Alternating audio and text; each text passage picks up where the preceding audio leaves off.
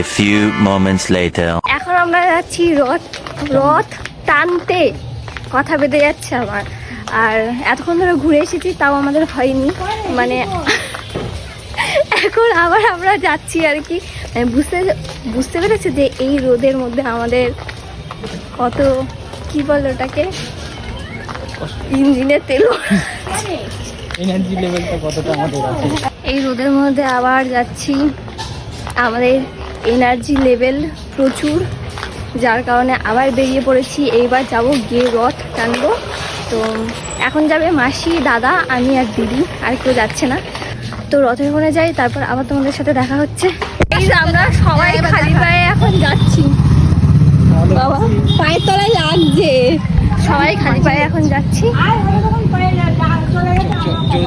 তুই দৌড়াবো এবার, রথ টানবো এখন গাইস। পূজা ভাব হলো তুই এখন মাঠে আছিস, 800 মিটার রান দিতে হবে নাকি? হ্যাঁ দৌড়াইছি। পায়ের তলা তো গরম লাগছে, সেটা কোনো ব্যাপার না। ঠাকুরের জন্য আজকে রথ টেনেই ছাড়বো আমরা সবাই। যদি বৃষ্টি এসে যায় ইয়ে হবে, মোবাইল ভিজে যাবে। আসুক, ওয়াটারপ্রুফ তো কি আছে। এখন থেকে ভিড় শুরু। আমাদেরকে চার্জে কোলাবে তো, এটাই তো আমার মাসি। দেখতে দেখতে যা আমি দেখবো, তোমরাও দেখো। পায়ের তলা মনে হচ্ছে আমাদের পুড়ে যাচ্ছে না? পায়ের তলা পুড়েই যাচ্ছে, যা রোদ।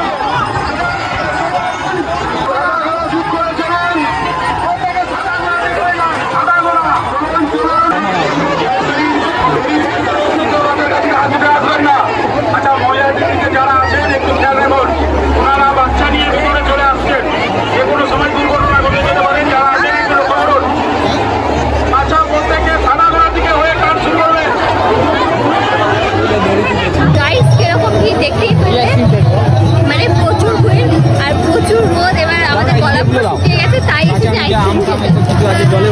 কত করে আসছে চলে এসেছি এখন আইসক্রিম খেতে।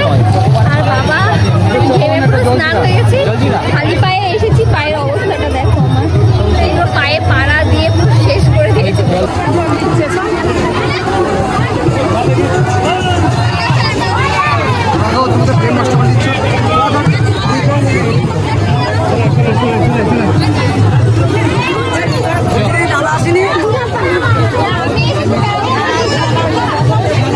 তো ফ্রেন্ডস, আমাদের রথটানা হয়ে গেছে। এবার যাচ্ছি বাড়ি। মানে সবার হালাত পুরো খারাপ, প্রায় 1 ঘন্টার মধ্যে সবাই খাইল হয়ে পড়েছে গরমে। এখন যাচ্ছি বাড়ি। আর আজকের ব্লগটা কেমন লাগলো অবশ্যই কমেন্ট করে জানিও। আর এত কষ্ট করে তোমাদের জন্য শুধুমাত্র ব্লগ করেছি, সবাই কিন্তু দেখবে, লাইক করবে। তো আজকের মতো টাটা, দেখা হচ্ছে নেক্সট ভিডিওতে।